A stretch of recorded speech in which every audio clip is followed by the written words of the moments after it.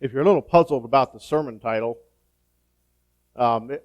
it's the opening phrase to the last line of Isaac Watts' song, "I Sing the Mighty Power of God." The line goes, "There's not a plant or flower below, but makes thy glories known." The entire song is about God's hand in nature. A number of years ago, when the elders first started preaching,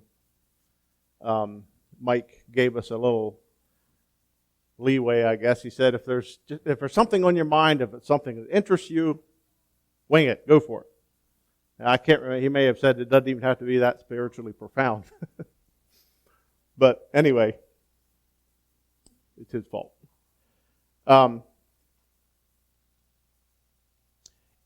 Let me just put up front, the purpose of the message is that we can see God's wisdom. A lot of what I'm going to say this morning, well, that's not sermon material, but just hang on. Let's see God's wisdom, His forethought, His intelligence. You know, we recently, in the conversation with someone, we talked about how with the Hubble Space Telescope, we can see things now that just a few years ago, and for generations and millennium, have not been visible, but they've been there. And sometimes we can't see God's wisdom until certain things are at play that He would have thought of at creation, that nobody in this span of time would have thought would happen. Follow me? But God, He was thinking ahead. So that's kind of what I want to, if we walk away from today and acknowledge God and give Him honor for that, then purpose served. The last two times I spoke, both times I could have went down this rabbit trail, and I kind of wanted to, but I didn't. And I still wasn't sure if I should. But then we were reading through Isaiah and ran across a verse in Isaiah. It's like, yes, I'm jumping on that one. And then a short time later, I heard a podcast from a guy. His name is John Kemp. He's actually an Amish guy, but he studied soil biology. He's I guess if you want to call yourself a biologist, you have to have letters behind your name. But you can study biology all you want and probably get pretty smart at it. But anyway, he is a student of soil biology, and this podcast I listened to, it was just, wow, this is interesting. And so I'm kind of blending some things together here.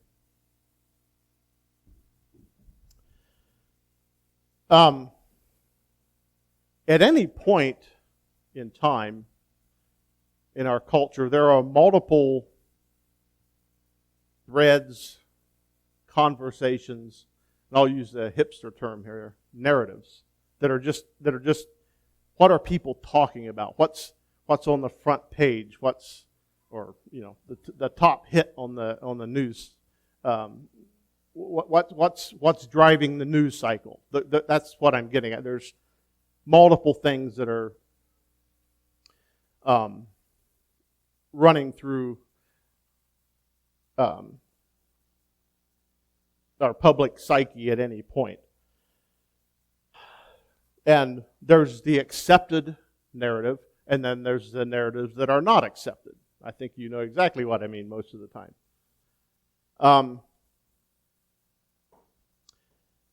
And even if we don't agree with them, or if we think they're false, they have their way of getting into our heads and influencing us. I'm convinced of that. The late Rush Limbaugh had a saying, something like this: living rent-free inside one's head. These narratives, they just like get in our heads, and they're there, and we're aware of them. We know what they are, and we know if it's the accepted one or the unaccepted one. Let me give you a quick example. In 2004, we were in the middle of a presidential election, and John Edwards, who was a potential vice presidential candidate, or whatever, and Dick Cheney, who was existing vice president, had a debate. And they were debating energy policy. And Edwards was a Democrat, and he was giving the standard. And it's interesting how the conversation about that has changed over the years. But at that point in time, it was always, we have to reduce our dependence on foreign oil. That was number one. Number two, we have to expand our use of renewable alternative fuels. And we're going to run out of fossil fuels in about 100 years. That, in 2004, that was pretty much the standard thinking. And I don't know at what point, but Dick Cheney just said, when demand is up and supplies are tight, you increase production. And I was like, what did he just say? He's talking about increasing oil production. How dare he? That narrative was in my mind that we have to reduce. We have to cut back. Even though I would have agreed with what he said, I knew, throw a flag. He lost points there.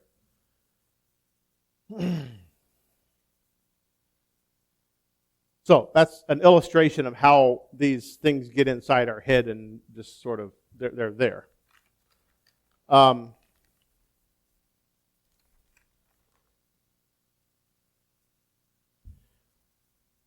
going to address another narrative this morning.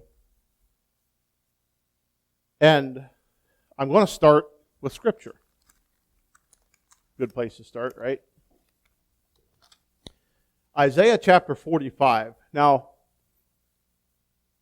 in Isaiah 45, God is speaking to Isaiah, and he's telling him about Cyrus, the king that is the Persian king that's going to he's going to raise him up, and he's going to bring the people back out of captivity. That's the context of this chapter. Now, a literary tool, and I'm sure there's a name for it. Maybe Dorothy could help me out here. I didn't know she was coming this morning, so I would have asked her. But okay. God will often do something like this. He'll say, I am going to do X. And then he reviews and gives his resume or gives his list of accomplishments. Have I not done this? Have I not done this? Have I not done this? Have I not done this? And all of these things, when he says, have I not done this, he's using something that is common knowledge. Everybody knows it. No questions asked. Did I not bring you out of Egypt? Did I not do this? Okay, here's a little thing stuck in Isaiah chapter 45 in the context of raising up Cyrus. Verse 18. For this is what the Lord says. He who created the heavens, he is God. He who fashioned and made the earth, he founded it. He did not create it to be empty, but formed it to be inhabited. Are we ready for the first one? Okay. I expanded on this a little bit. God fashioned and made the earth. He created it to be inhabited. So far I'm batting 1,000, right? He created it to be filled. Roger just read from Genesis 1 this morning. Fill the earth. It's what it's designed for. Okay? He did not create it to be empty. Now, these last two, he created it for human activity. He created it to flourish as a result of human activity. Anybody throwing red flags at me yet? Okay. Here's the accepted narrative. Earth is an accident. Because of how, it came into being, or however it evolved, it's fragile and delicate. Too much human activity is causing or can cause this delicate balance to be disrupted. Have you heard that narrative before? We hear that one quite a bit, don't we?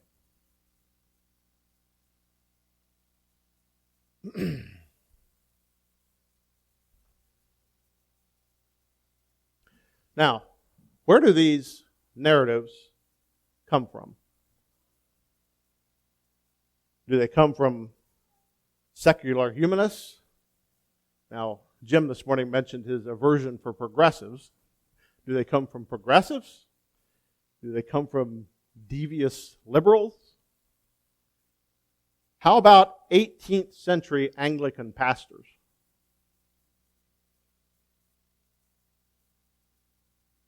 In 1798, there was an Anglican pastor named Thomas Malthus. How many of you heard of him? See your hand. You wonks here have all heard of him. Okay. In 1798, he wrote a book called An Essay on the Principle of Population. I'm going to draw an elaborate chart here. Wayne, you'll appreciate this.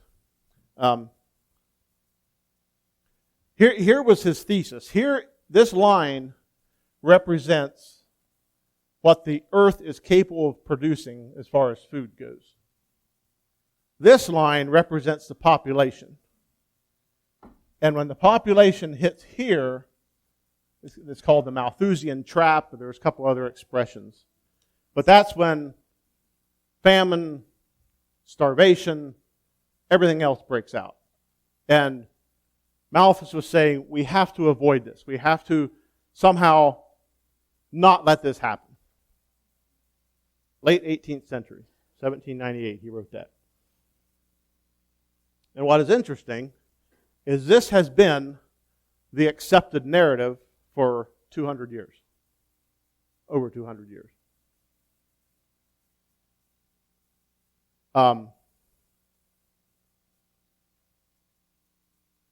However, not everyone has believed it. Another question. How many of you have heard of the Simon Ehrlich wager? Roger? Nobody else? Serious? How many have heard of Paul Ehrlich's book? What was the title? Population Bomb. Written in 1968. Okay. Now we're going back to even before my generation. He was influenced by Thomas Malthus, and he was basically saying the same thing. And he made a couple statements. I don't know if it was in that book or some other publication. And an economics professor named Julian Simon, and one of the things you have with this narrative is things are going to get scarce. Everything is going to get scarce. Prices are going to escalate. Everything will get scarce. Julian Simon was an economics professor, and he took issue with Paul Ehrlich, and he said, "You're making these predictions. Put your money where your mouth is." And he said, let's have a wager. And he said, now, and when I say not everyone believes the accepted narrative, there are a few upstarts that don't, that they push back. And this Julian Simon, I don't know if he was a believer or not, but he was, you probably heard of free market economics, that kind of that train of thinking. He was into that. And he told Ehrlich, he said, let's bet on 5 different commodities in 1980. In 1990, if those commodities go up in price, you win the bet. If they go down in price, I win. They agreed upon the wager in 1980, and the wager ended in 1990. Simon won the debate, the wager. All 5, copper, chromium, nickel, tin, and tungsten, all fell in price. In fact, a couple of them fell by more than half. Now, what did Simon know that Mr. Ehrlich was not thinking about or didn't consider? Now, granted, this is humanistic, but there's a thing called human ingenuity. It is a God-given thing that humans have to try to improve things, make something easier, try to make something better, build a better mousetrap, find an easier way to get stuff out of the ground, find an easier way, find a more efficient way. There are many. That's an obsession with many people, and it showed up in this wager. Mr. Simon won handily. Now, it would only be fair to say that not necessarily would have happened in every decade, that if you would have picked a point here, if you would have picked a point and you would have been looking at building products and this past year would have been your ending year, you would have lost quite badly. However, over the long term, the trend is, because of human ingenuity, they find easier and better, cheaper ways to do things.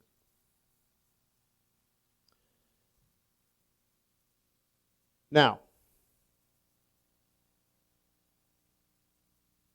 go to the next one. Whoops, let me back up. I'm missing one. Am I missing one somewhere? The chemical formula? Oh, okay. All right. The next slide is going to have two emojis. And see which one, when you see that chemical formula, tell me which one you more closely identify with. How many of you went to the left? How many of you went to the right? Oh, good. A few of you here. You guys don't get the narrative, do you?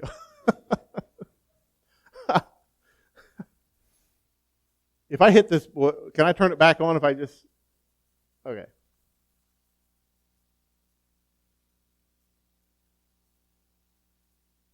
I missed one thing on my... This is something that Thomas Malthus had said. There's a quote here. Let me just read it quickly.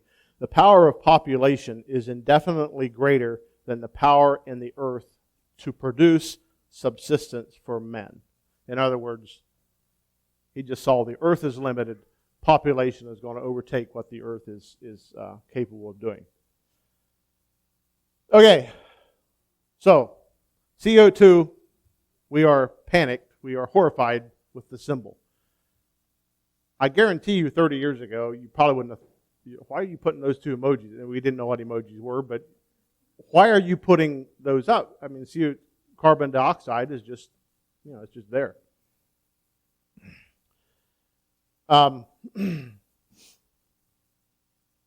We think of greenhouse gases, trapping in the heat. It's going to cause climate change, whatever.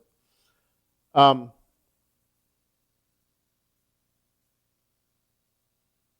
this is kind of where this podcast guy comes in a little bit, and what the theory behind CO2 being a greenhouse gas or being excessive is that we have taken all these high carbon materials from underground, pulled them out, and in our use of energy, for using them for energy, we have burned them and pumped that stuff into the atmosphere. So now what we have to do is reduce our use of them, and also there's a term that they're using in agriculture called carbon sequestration. Conrad, what is that? You know what it is? Conrad Schreiner. You don't know what anyway. Hey, Conrad, I might have some more questions for you in a little bit. Why don't you come up here? Carbon sequestration. The idea is that we take all this carbon that's been pumped into the atmosphere and we put it back into the soil. another elaborate illustration. You're pulling it down, putting it back into the ground where it belongs.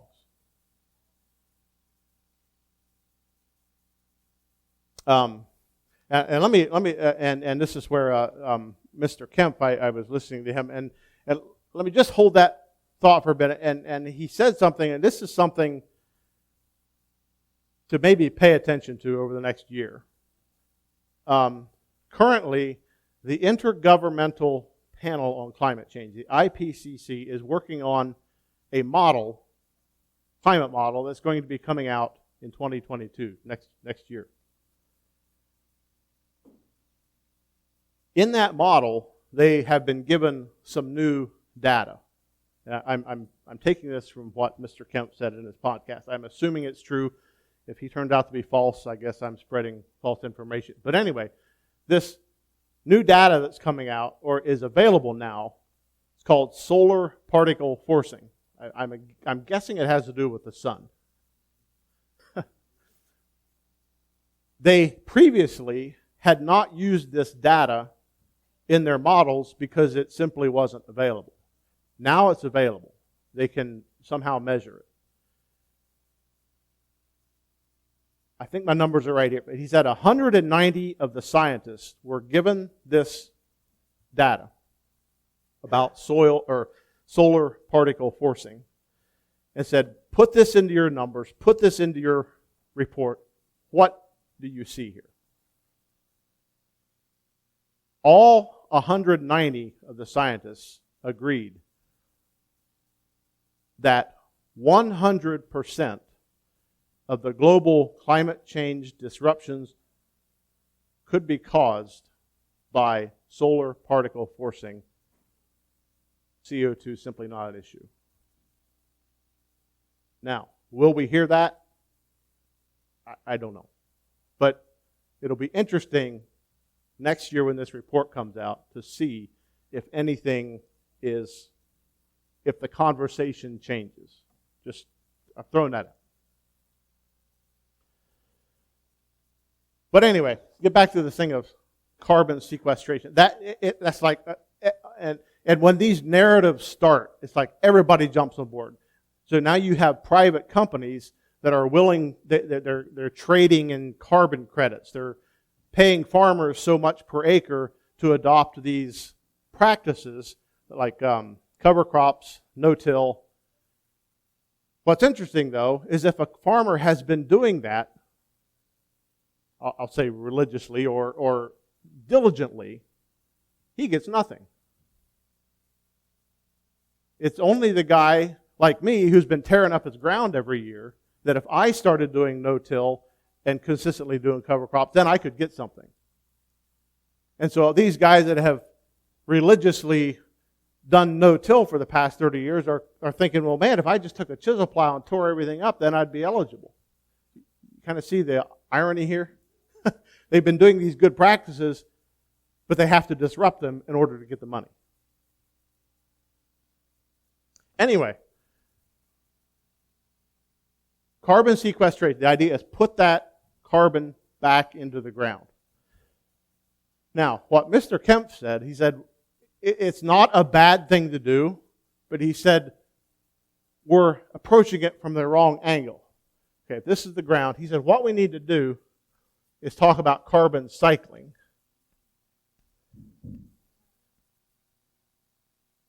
The way that is done is through photosynthesis. I talked about that several months ago. What he was saying is that the more, he said we shouldn't concentrate so much on carbon sequestration as to revving up that photosynthesis machine, making photosynthesis work just as hard as it can go. That is how the air is purified. That is how carbon is actually, a fraction of the carbon is put back into the soil. In food production, producing, making stuff, having stuff grow as much as you can on any piece of ground. You're not depleting the soil, you're making it better by revving up that engine of photosynthesis. And then he gave a list of of the three, I don't know if you call them ecosystems, but the three types of habitat or whatever that are the best at doing this, at the recycling, at the carbon with the carbon cycle. Number one was a young growth conifer forest, pine trees. Number two was an intensively managed pasture land where multiple species of grasses and legumes are utilized. In other words, what you're doing with intensively managing pasture, you are getting that stuff to grow as soon as you can in the spring. You're putting cattle on it, other livestock, you're grazing it down, you're letting it regrow. You're doing that, you're repeating that, and you're putting summer annuals in, you're putting cool season grass, you're keeping that soil covered in green growing stuff for the length of the growing season. And the third, does anybody know what that is? What? Corn. This was an image that NASA, I think maybe 10 years ago, they developed the ability to photograph photosynthesis or somehow get a picture of it. When a chlorophyll apparently emits a slightly fluorescent color. The human eye can't see it. But this is in July, in the middle of summer, over the United States. Now, let's see if I get the numbers right here. In the peak of this photosynthetic, is that a word? Photosynthetic activity, the U.S. corn crop is producing 40% more than the Amazon rainforest. There is 40% more photosynthesis happening as a result of corn on the Corn Belt than in the Amazon whatever. Now, to be fair, corn is only in its vegetative state for 55 days. So that's a very brief shot. It's not, and that's why, going back to the young growth conifer forest, it's, as long as the ground is not frozen and it's not freezing, that tree is, it's on an annual basis when I list these things off. But what is amazing about corn, or any summer annual, they are extremely efficient in turning carbon dioxide into oxygen. Some of your other cool season grasses and stuff, they actually emit a good bit of carbon dioxide during their growing cycle. Corn, other summer annuals, they just suck it up. And so what you're seeing is actually a glut of oxygen. Now, that might explain the West Coast, why they're not getting enough air, maybe. Sorry about that.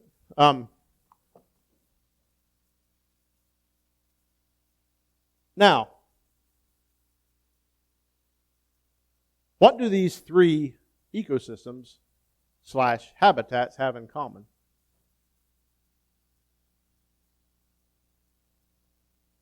Human activity. Now, with the exception of possibly of a forest fire, a young growth conifer forest, they went in, they've cut the trees, and they went in to replant. And I heard that, I don't know, maybe Mike, you told me. But when they do that, they go in and 3 cheers for Southern Yellow Pine. I love that stuff. I have some tuba 12s that cows push up against every day, and they've been doing it for 10 years, and they still haven't busted them. They're just amazing. But when they plant that stuff, and they figure out, okay, they plant it in a grid, they plant it so that it catches the maximum sunlight. I don't know if they cultivate, but they would maybe mow or something for a while. I have heard that stuff grows so fast they can't even keep up with it. Is that true? There is no danger of running out of wood. The earth just has the ability to regenerate, to produce.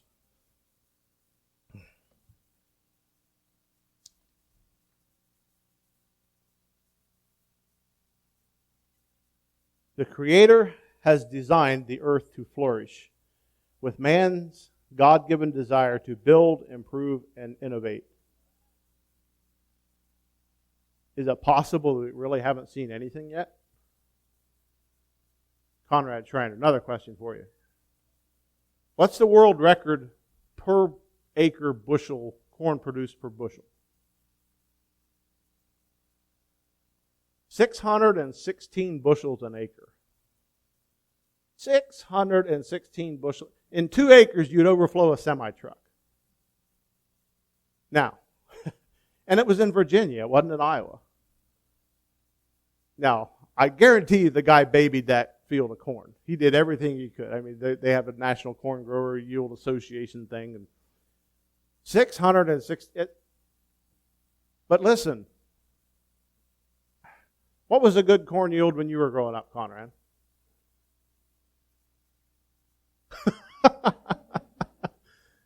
The national average this year is projected to be about 175. And that's even with some pretty serious drought in the Dakotas. Who knows what it will be in another 10, 20 years?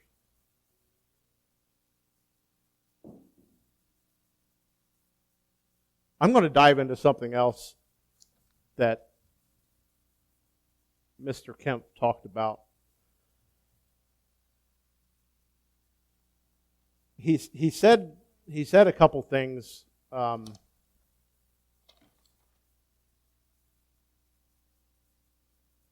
He loves soil biology. He loves seeing what the soil can produce. And he said there's been two, and he, like I said, he's Amish or ex-Amish, but from the Anabaptist tradition. And he said there's a couple things that we have understood from the Bible that have influenced, or that we may have understood improperly. The first one was, and again, this is where Roger read this morning, have dominion over the earth. That word, I think, it does not mean dominion in the sense of, you're lording it over. It's the idea of a steward. You are given, you don't own it. You are a steward. You have been given this chunk of ground. You have been given this to fill, to multiply, to make it produce. You are a steward. Leave it better than what you have. That's the idea that God assigned to Adam in the beginning. So that's the first thing. He said we have often approached it as we have to whip this thing into shape. We have to pummel it into submission. No, we are to be stewards of it, to wisely use these resources. So, probably not a lot of controversy there. Here's the next one that I didn't know what to think at first, but I'm going to go with it. He said, there is no curse on the ground. Anyone want to throw a red flag there? I'm not going to read it, but in Genesis chapter 3, God, as a result of man's sin, God tells Adam, he gives Eve her sentence, he gives the serpent its sentence, and then he says to Adam, the ground is cursed because of your sake. You will sweat, you will toil, briars and thorns will be your enemy. You will fight them to your death.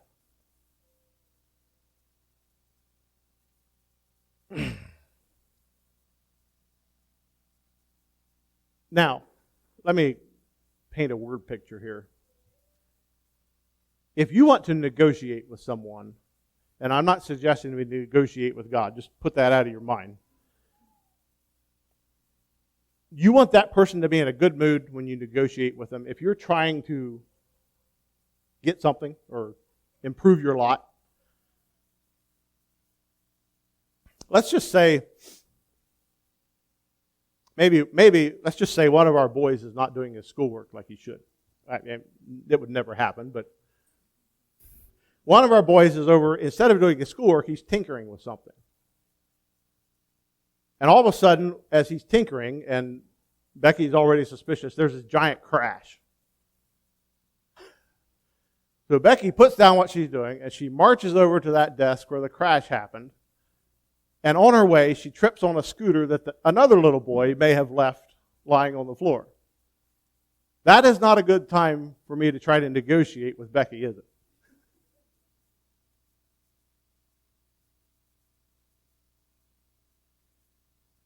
At the time when God cursed the earth because of Adam's sin, He was dishing out the judgments.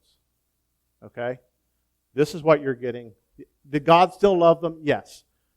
This is your curse. This is your curse. This is your curse. At the time of the flood, that was serious, wasn't it? Destroy all living creatures except for Noah. But let me read something. Genesis chapter 8, verse 20. This is when Noah had came out of the ark. Then Noah built an altar to the Lord, and taking some of all the clean animals and clean birds, he sacrificed burnt offerings on it. The Lord smelled this pleasing aroma and said in his heart. Now, let me pause here. God, and this may sound flippant, God was in a good mood here. Could we agree with that? After the destruction, after the horrors of that tumultuous event, here comes Noah and he offers a sacrifice. The Lord smells the pleasing aroma and said in his heart, "Never again will I curse the ground because of humans, even though every inclination of the human heart is evil from childhood. And never again will I destroy all living creatures as I have done. As long as the earth endures, seed time and harvest, cold and heat, summer and winter, and day and night will never cease." Now, and I showed this passage to Dorothy. I said, now, is this guy being accurate in his Bible interpretation here?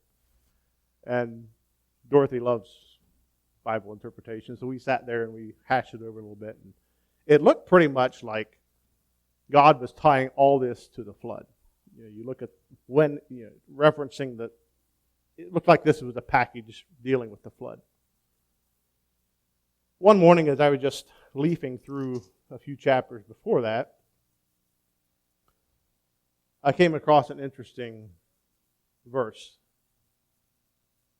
Who was Noah's father?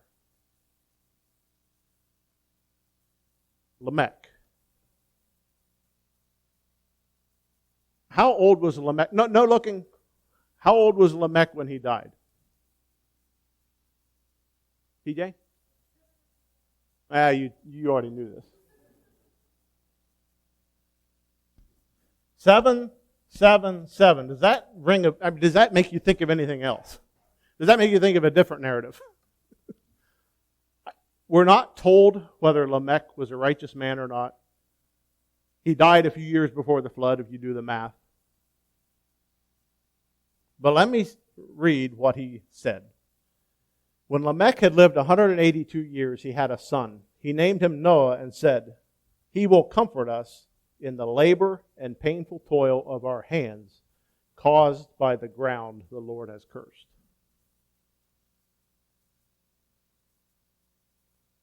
Was that a prophecy?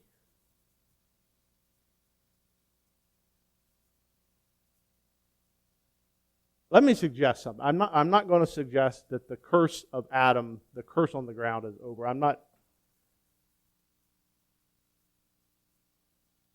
going to use a big word here, mitigation. I first heard this word and understood it in the context of a teenage friend of mine, Lincoln Rutledge, had murdered a police officer a number of years ago, or he killed him. And I sat in the trial with his mom and dad, good friends of mine, Keith and Monica Rutledge. And Lincoln was found guilty. He did it. The witnesses all agreed. He is the one who pulled the trigger. He's the one that killed the police officer. And I was talking with his parents a little afterward, and they said, well, yes, he's guilty, but let's see what happens when it goes to mitigation. So I look up what mitigation means. It simply means that if a sentence is given and then you kind of consider all the facts, and then typically that sentence is lessened. Lincoln was guilty, and he could have gotten the death penalty. But when the jury looked at, okay, was it accidental? I mean, yes, he was shooting, but did he intend to kill it? His sentence was mitigated. He got life in prison. Is it possible that through the faithfulness of Noah, that judgment that was put on the ground has been mitigated through the flood?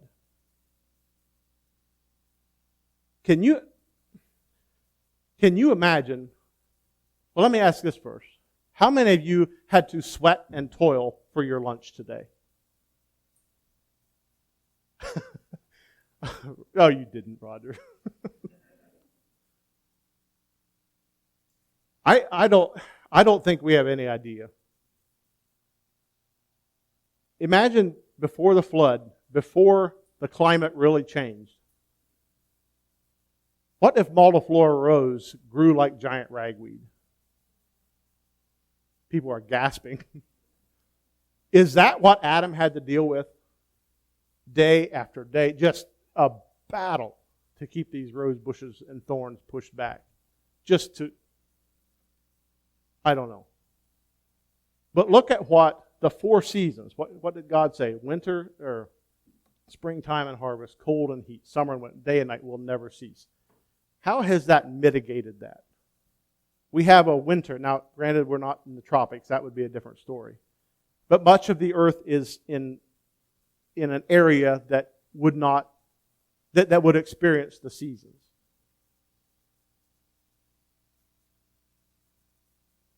What do we owe? Now, we as Anabaptists don't place a high priority on sainthood. But I tell you, the faithfulness of Noah, I believe, are reaping the blessings of that, of his faithfulness. Let me wrap up with